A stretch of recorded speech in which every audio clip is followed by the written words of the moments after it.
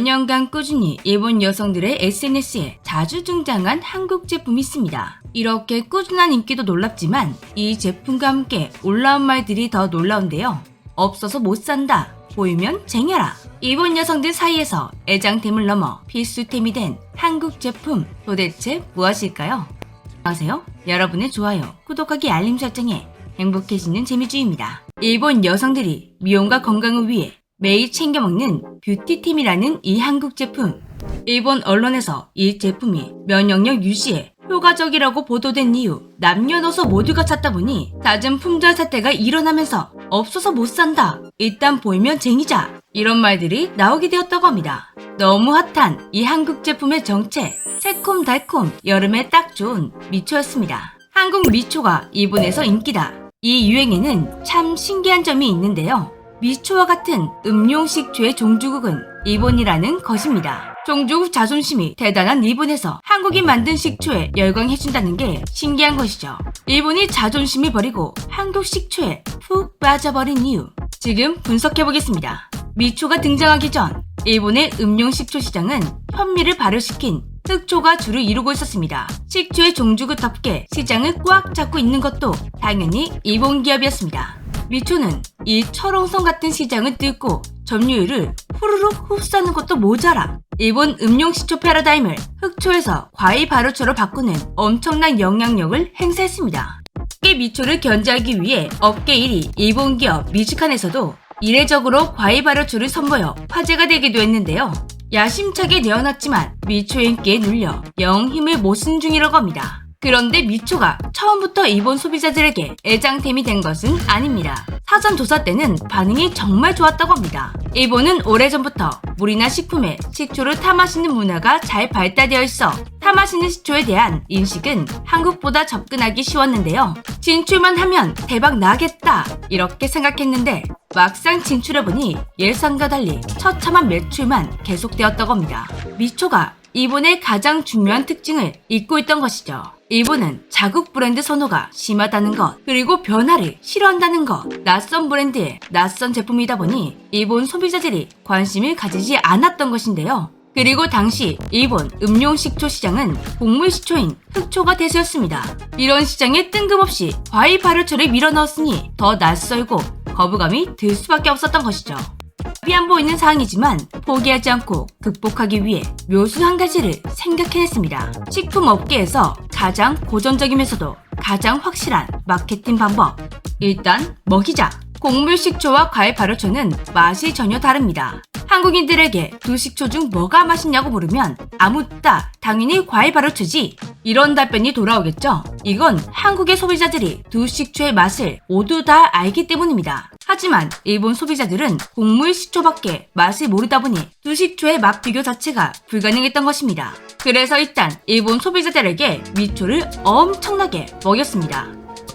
일본 코스트코 전매장을 돌아다니며 시식 행사를 열었고 최대한 많은 사람들에게 맛을 보여주었습니다. 당시 미초를 팔던 기업의 일본 영업팀장이 이 시식 행사 때문에 1년의 절반을 집에 들어가지 못할 정도였다고 합니다. 먹여서 홍보하자. 이 효과는 굉장했습니다. 일본 고객들이 사전 조사 때처럼 긍정적인 반응을 보여준 것인데요. 그런데 여기까지 보니 또 다른 문제가 보였습니다. 식초의 주 소비 고객은 주부다 보니 주부들의 입맛을 사로잡는 건 성공했지만 젊은 층의 관심을 끄기가 어려웠다는 것인데요.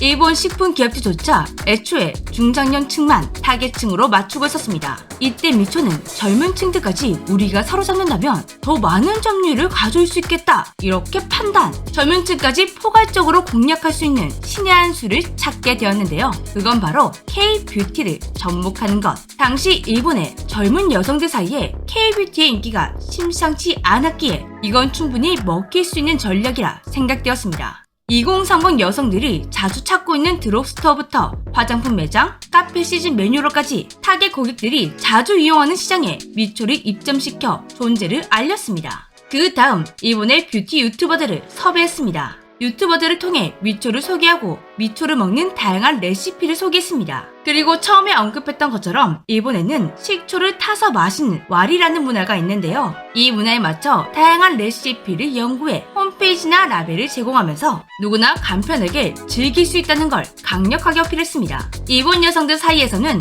우유에 과일 식초를 넣어 먹는 레시피가 인기를 끌었다고 합니다. 다양한 마케팅 속에서도 2030 여성들의 취향을 가장 저격한 것은 이것이었다고 합니다. 식초는 미용에 좋다, 맛, 건강, 아름다움까지 3마리 토끼를 몽땅 챙길 수 있는 음료다, 이런 인식을 심어준 것인데요. 또한 기존의 석류맛 외에도 깔라만시, 복숭아, 청포도, 그린애플 등 현지의 입맛에 맞게 다양한 제품을 출시했습니다. 미초의 이런 공격적인 마케팅은 제대로 먹히들었고 2030 구매자의 비율이 급격히 증가했습니다. 무려 40%에 육박하게 되었는데요. 경쟁사들은 2030 구매자의 비율이 20% 미만인 것에 비해 압도적인 수치였습니다.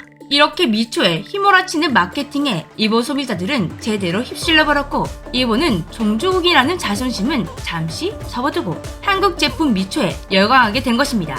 미초는 음용식초 카테고리 1위에 오르며 자타공인 인기 제품으로 등극하게 되었습니다. 그리고 이것은 엄청난 매출 증대로 이어졌다고 합니다. 2015년 일본에서 겨우 50억 원의 매출을 올렸던 미초는 2021년 1,500억 원을 기록하며 6년 만에 매출이 30배 증가했다고 합니다.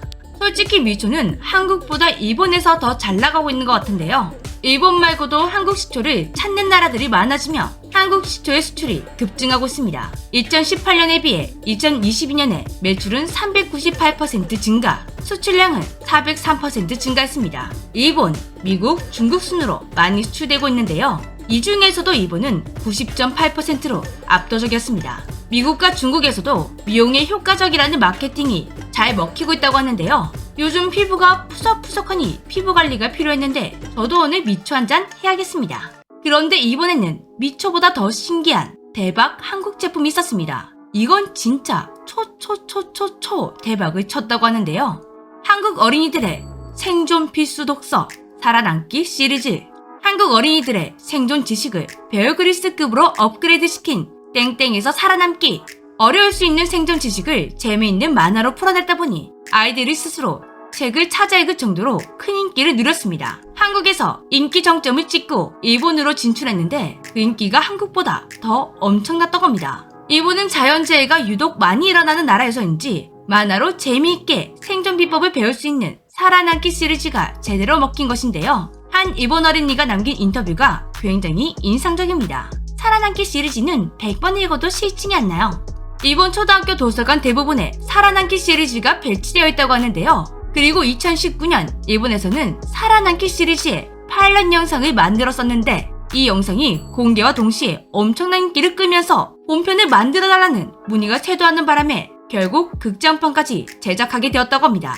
2020년 인체에서 살아남기, 2021년 심해에서 살아남기, 지금까지 2편의 애니메이션 영화가 개봉되었습니다.